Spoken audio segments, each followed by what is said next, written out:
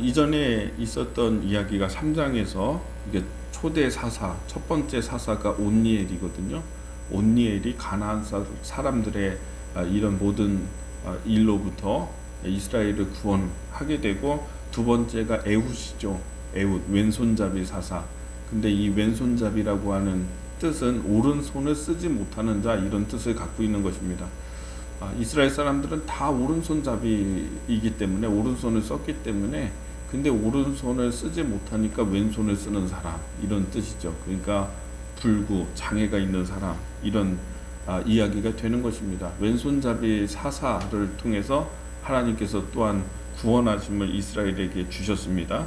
세 번째 3대 사사가 삼갈인데, 3장 31절의 말씀에 보면은 이 삼갈이라고 하는 사람은 이방인이에요. 이스라엘 사람이 아니에요. 외국인이라는 뜻이에요. 삼갈의 이름이 외국의 이름이에요. 이스라엘 히브리 사람들은 이런 이름을 쓰지 않습니다. 우리도 그렇지 않습니까? 일본 사람 이름 뭐 요시다 이랬을 때는 그 사람은 일본 사람, 이렇게 금방 알고, 찰스 이랬을 때는 서양 사람들, 어떤 미국인이든 영국인이든 이렇게 생각을 하겠죠. 그런 것처럼 삼갈 이렇게 하면은 그건 분명히 외국인이구나 이렇게 생각할 수 있고, 보면은 보통 모든 사사들은 어느 지파 출신인지를 알 수 있습니다. 지파가 나와요.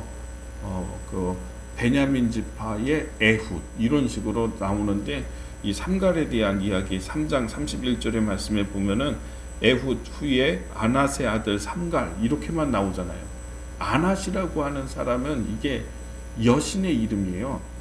여신, 아나도, 그리고 이런 아세라는 여신이죠. 그리고 로마에서 아데미, 이렇게 아낫이라고 하는 것은 아스다롯, 아낫이 곧 아스타롯, 그 지역의 사람들이 섬기는 그런 신이 아스타롯이거든요. 그러니까 여신을 섬겼던 사람.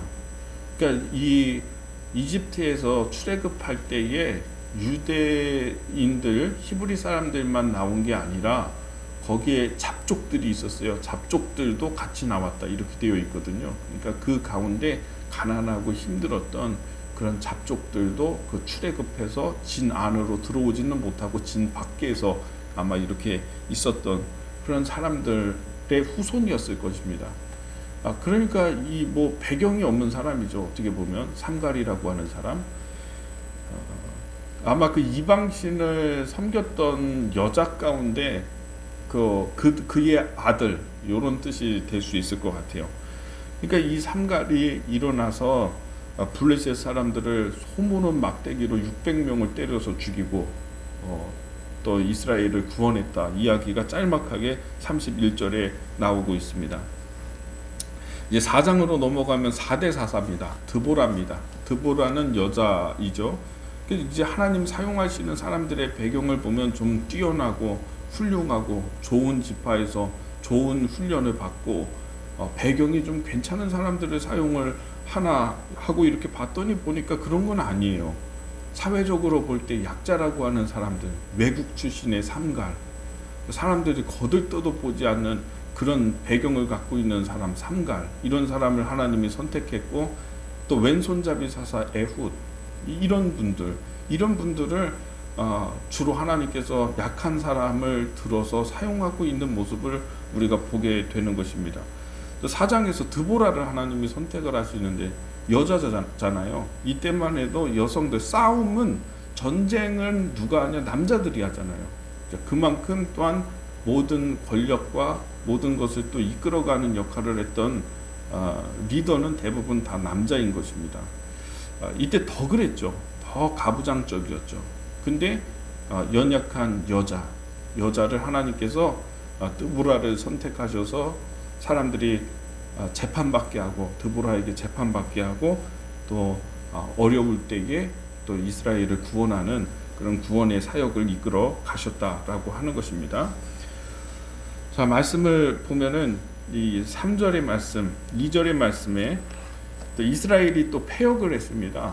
불순종했어요. 그래서 2절에 여호와께서 하솔에서 통치하는 가나안 왕 야빈의 손에 그들을 파셨으니 그의 군대 장관은 하로셋 학고임에 거주하는 시스라요, 이렇게 되어 있어요. 그리고 야빈은 철병거 900대가 있어 20년 동안 이스라엘 자손을 심히 학대했으므로 이스라엘 자손이 여호와께 부르짖었더라.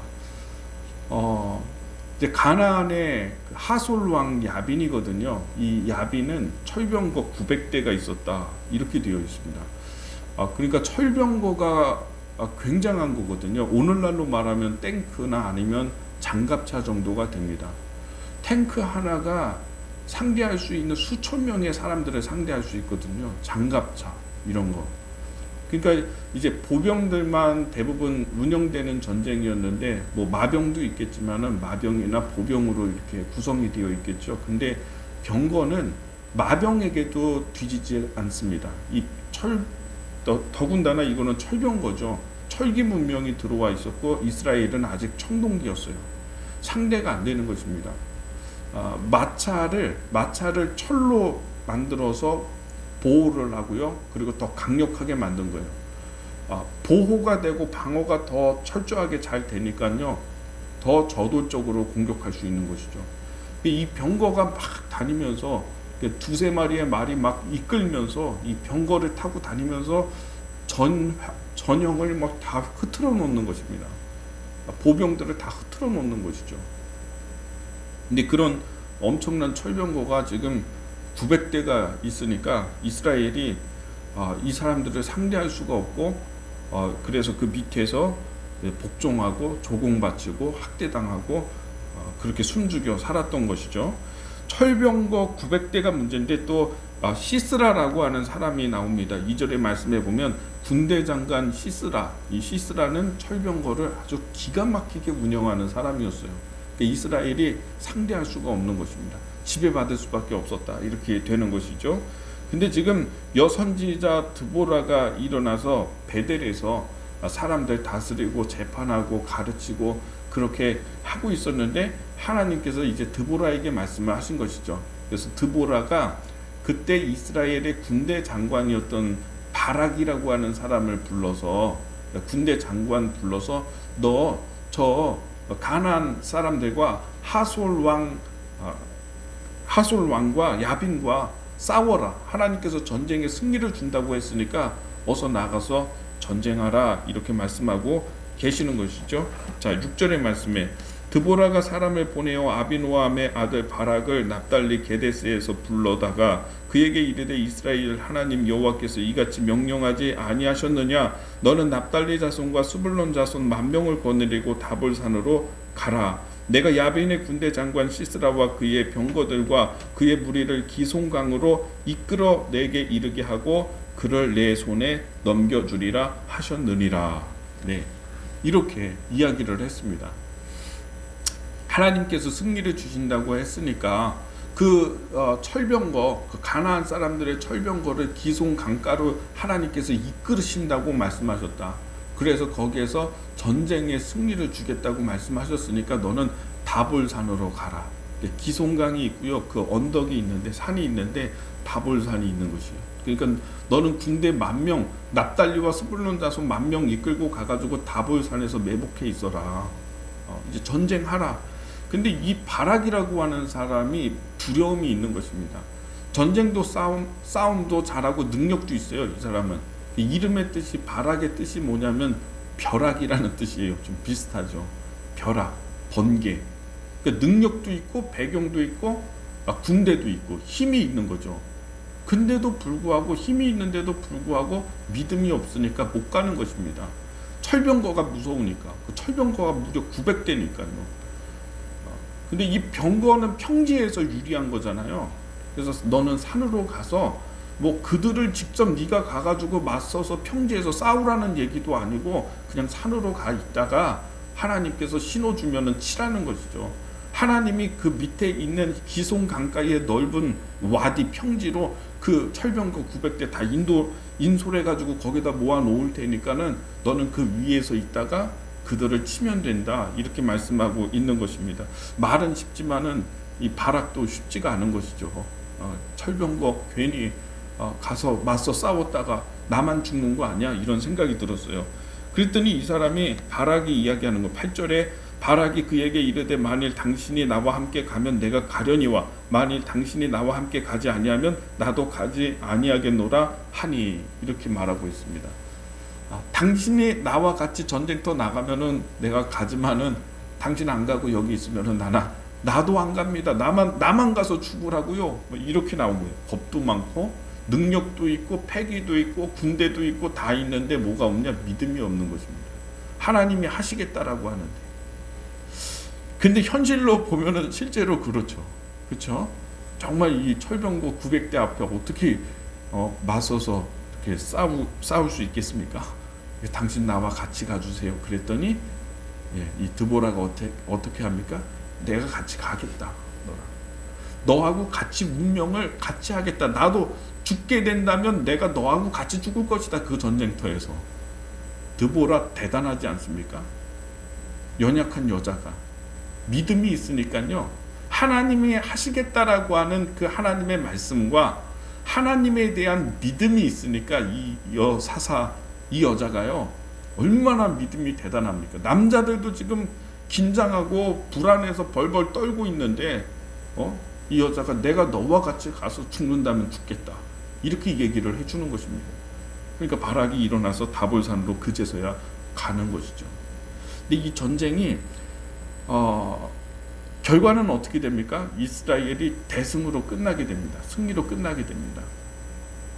그 기손 강가가 이제 와디입니다. 그 강이 아니에요. 그 지역 자체가 강가인데 우기 때는 강이 되는 거예요. 평지입니다. 평지. 근데 이 마병을 운영하고 그리고 병거를 운영하기에 딱 좋은 곳이죠. 막 이제 마차가 다니면서 막 싸우기에 좋은 곳이죠. 그러니까 이 시스라의 철병거 900대가 마음 놓고 그냥 들어온 거예요. 그 넓은 지역에 넓은 평지로 들어온 거예요. 그런데 하나님이 어떻게 하시냐? 비를 산에서부터 저 세일산과 에돔산에서부터 비를 내리시니까 비가 내려서 그 와디라고 했잖아요. 와디는 평지인데 우기가 되면 이게 범람하는 거예요. 그리고 이스라엘 땅이 이게 물을 흡수하는 땅이기 때문에 물이 들어왔다가 또 물이 금방 빠져요. 근데 문제는 뭐냐면은 물이 들어왔다가 빠지는 순간에 모래벌이나 이런 뻘들은요 마차가 다닐 수가 없잖아요. 마차가 거기 있다가 이제 뻘이 되면은 비가 오면은 뻘이 되니까 다 거기에 그냥 그 바퀴가 묶여버리게 되는 것입니다. 그 마차를 운영할 수가 없게 되는 것이죠. 그러니까 오늘 말씀에 보면은 이 시스라가 그 전쟁을 하다가 싸우다가 어떻게 하냐? 자, 한번 보겠습니다. 5절에 여호와께서 바락 앞에서 시스라와 그 모든 병거와 그의 온 군대를 칼날로 혼란에 빠지게 하심에 시스라가 병거에서 내려 걸어서 도망한지라 이렇게 되어 있어요. 걸어서 도망갔어요. 마차들이 다 바퀴가 빠지니까 진흙벌에 빠지니까 이거 뭐 움직이기가 어려우니까 도망가는데 마차에서 내려서 도망을 갔다 이렇게 되는 것이죠. 그 증거를 또한 비가 내린 것에 대해서 증거를 찾아본다면 5장에 전쟁 승리하고 난 다음에 드보라가 이제 노래하는 드보라의 노래입니다.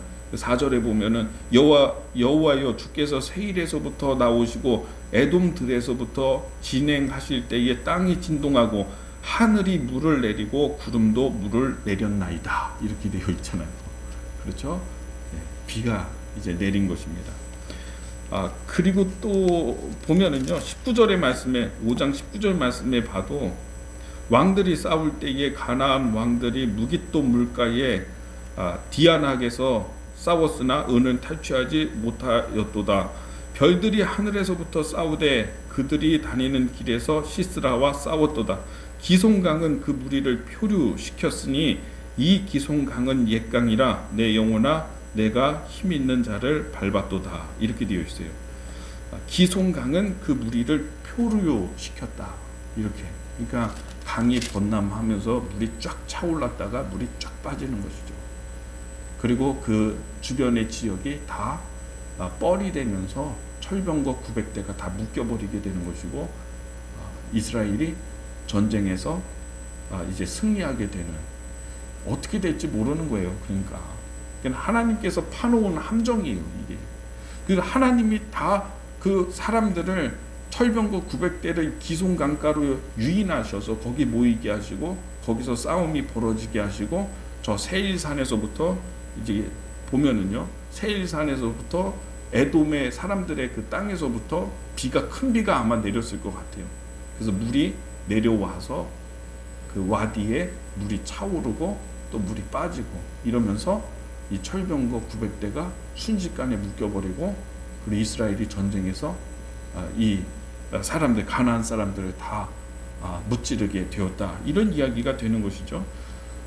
스토리를 보면은 참 하나님이 하시는 일은 너무 놀랍다, 대단하다. 눈으로 볼 때에는 이건 뭐 절대적으로 불리한 거죠. 우리들과 인생을 살면서 볼 때에는 절대적으로 불리한 상황이죠. 근데 어떻게 될지 모르는 거예요. 하나님이 저 세일산에서부터 큰 비를 내려서 물이 쏟아지게 하시고 강이 평지였던 곳이 와디가 되게 하시고 거기서 물이 차올랐다가 쫙 빠지게 되면서 이렇게 철병대 900대를 이렇게 묶어놓을 것을 우리는 보질 못하잖아요. 그러나 하나님의 계획에는 그것이 있잖아요. 여러분, 어떻게 될지 모르는 거예요, 정말. 하나님을 믿는 드보라는 네가 못 간다면 내가 너와 같이 가겠다, 전쟁터에, 이렇게 얘기를 하고, 그 사실을 하나님을 뭐 능력도 있고 힘도 있고 다 있지만, 군대도 있고 다 있지만은 그러나 믿음이 없으니까 하나님이 말씀하신 데도 못 가고 있는 이 바락이라고 하는 장군. 그래서 드보라에게 나와 같이 가주십시오. 당신이 안 가면 나도 안 가겠습니다, 이렇게 얘기하는 이런 사람. 우리가 이 두 사람을 보면서도 참 우리의 모습과 비슷할 수 있다, 이렇게 생각이 됩니다. 여러분, 드보라와 같이 하나님을 믿으십시오. 하나님을 믿으십시오. 하나님은 놀라운 일을 행하시는 분이십니다. 어떤 일이 어떻게 일어날지 어떻게 알겠습니까? 저 멀리에서부터 도움의 손길이 어떤 형식을 통해서 나에게 올지, 하나님이 저 멀리 세일산에서 큰 비를 내려가지고 그 물이 쏟아지게 하시는데 그런 일이 있을지 그걸 어떻게 합니까? 여러분, 오늘 이 말씀을 보면서 어떤 일이 일어날지 모른다. 하나님을 믿으면 어떤 일이 일어날지 모른다. 정말 이 말씀 붙들고 오늘도 믿음으로 승리하고 믿음으로 기도할 수 있는 시간이 되기를 축복합니다. 기도하겠습니다.